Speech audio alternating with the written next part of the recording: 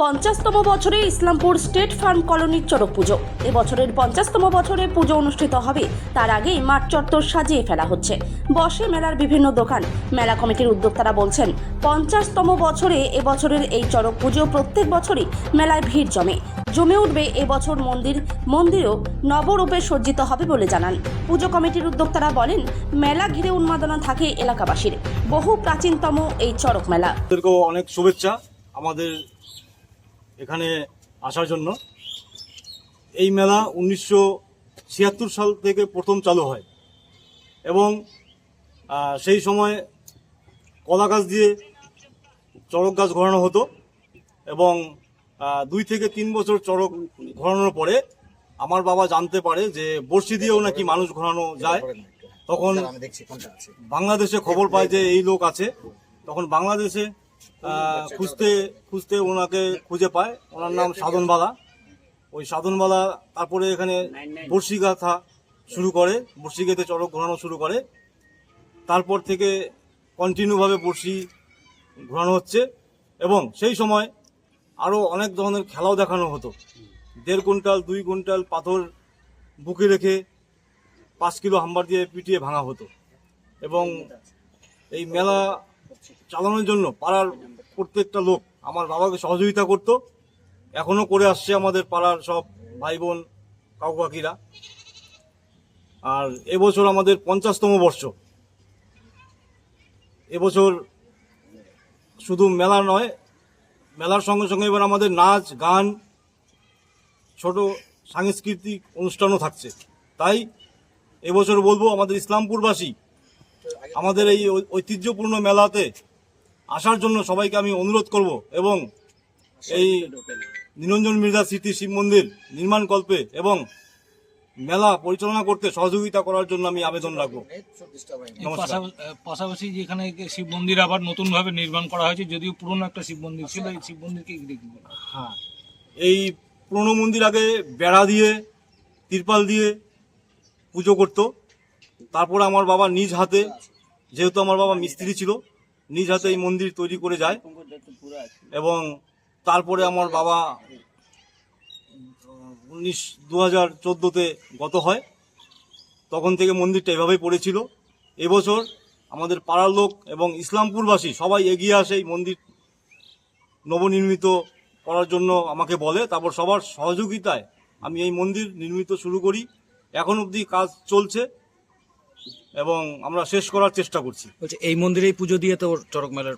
হ্যাঁ, এই মন্দির সর্বপ্রথম আমাদের শিব পুজো চালু হবে এবং শেষ হওয়ার পরেই আমাদের দিকে চড়ক পুজো শুরু হবে। প্রত্যেকবারে বিভিন্ন খেলা দেখা যায়, এবারও কি খেলার কোনো বিশেষ আকর্ষণ থাকবে যেহেতু 50 বছর পূর্তি হচ্ছে? হ্যাঁ, প্রত্যেক বছর আমাদের বড়শি ঘোরানো হয় একজনকে। এবার আমরা বড়শি ঘুরাবো 2 জনকে একই সঙ্গে। এই প্রেসের সকল সদস্যকে এবং দাদা এবং সকলকে ধন্যবাদ আমাদের কাছে আসার জন্য।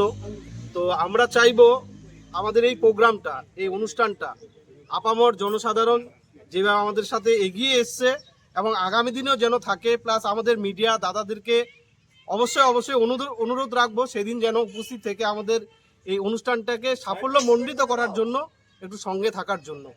তো বেশি কিছু বলবো না, আমাদের দাদা উস্তাদ তাপসদা প্লাস পরীক্ষিত ঘোষ দুজনেই বলেছেন। তো আমাদের এই অনুষ্ঠানটাকে সাফল্যমণ্ডিত করার জন্য আপামর জনসাধারণের সহযোগিতা প্লাস আপনাদেরও সহযোগিতা আমাদের দরকার। ঠিক আছে?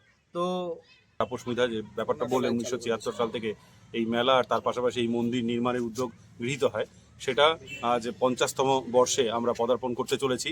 এই সুন্দর মুহূর্তে আপনাদের সকলের মাধ্যমে আমরা প্রত্যেকের কাছে এই বার্তাটা পৌঁছে দিতে চাই যে স্টেট ফার্ম কলোনির এই গ্রাম বাংলার ঐতিহ্য বজায় রেখে যে চড়ক মেলা এবং চড়ক পুজো হয়ে থাকে, নীল পুজো হয়ে থাকে, গ্রাম বাংলার ঐতিহ্য, আপনারা সকলে এর সাথে সামিল হন। আমাদের গ্রাম বাংলার ঐতিহ্যকে আমরা এগিয়ে নিয়ে যেতে চাই।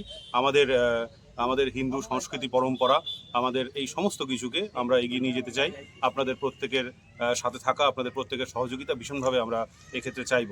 আর আরও একটা বিশেষ কথা অবশ্যই বলবো, যেটা তাপস মৃধা বললেন, যে এবার এই মন্দির, আমাদের যে মন্দিরের যে অবস্থা ছিল এক সময়, সেখান থেকে এবছর আমাদের মন্দিরের একটা উদ্যোগ নেওয়া হয়েছিল যেহেতু 50 বছর, সেই উপলক্ষে 50তম বর্ষে আমাদের এই মন্দিরকে নবরূপে আমরা প্রত্যেকের সামনে তুলে ধরতে চাই। তো সেটাও প্রত্যেকের সহযোগিতা, ইসলামপুরবাসী এবং ইসলামপুর শুধু নয়, বিভিন্ন প্রান্ত থেকে যাদের কাছ থেকে আমরা সহযোগিতা চেয়েছি, প্রত্যেক শিব ভক্ত তারা এগিয়ে এসছেন। এবং আরও আনন্দের বিষয় আপনাদের বলবো এখানে, যে শুধুমাত্র জাতি, ধর্ম, বর্ণ এখানে কোনো বাধা রাখেনি। বিভিন্ন ধর্মের, বিভিন্ন মতামতের মানুষও আমাদের সাথে হাতে হাত মিলিয়েছেন, আমাদের সহযোগিতা করেছেন। কারণ এত বড় একটা উদ্যোগ, এটা সফল করার ক্ষেত্রে এক দুজনের পক্ষে এটা সম্ভব ছিল না। তো আমরা মন্দির প্রায় শেষের দিকে, এটা আমাদের উদ্দেশ্য ছিল যে 14ই এপ্রিল এই মেলা অনুষ্ঠিত হচ্ছে, তার আগে আমরা শেষ করব। কিছু সামান্য কিছু কাজ এখন বাকি আছে, এটাও আমরা সম্পূর্ণ করে ফেলবো। আর আরও একটা বিশেষ বিষয় বলবো আপনাদের, যে একটা শিবলিঙ্গ প্রতিষ্ঠিত হতে চলেছে খুব তাড়াতাড়ি। এই মেলার পর আরও একটি বিশেষ পর্ব থাকছে, এখানে শিবলিঙ্গ স্থাপন হবে এই মন্দিরে। আর তার পাশাপাশি মহাদেবের অভিষেক, আরও অন্যান্য পুজো অর্চনা আরও থাকছে, সেগুলো পরবর্তীতে আপনাদের অবশ্যই জানাবো আরও একটি পর্বে। তবে এর আগে 14ই এপ্রিল প্রত্যেকের কাছে অনুরোধ রাখবো, এই মন্দিরের শুভ দ্বার উদ্ঘাটন হতে চলেছে, নবরূপে যে নির্মিত মন্দির।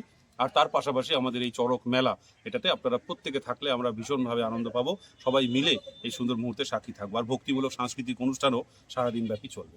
কি নাম দাদা আপনার? আমার নাম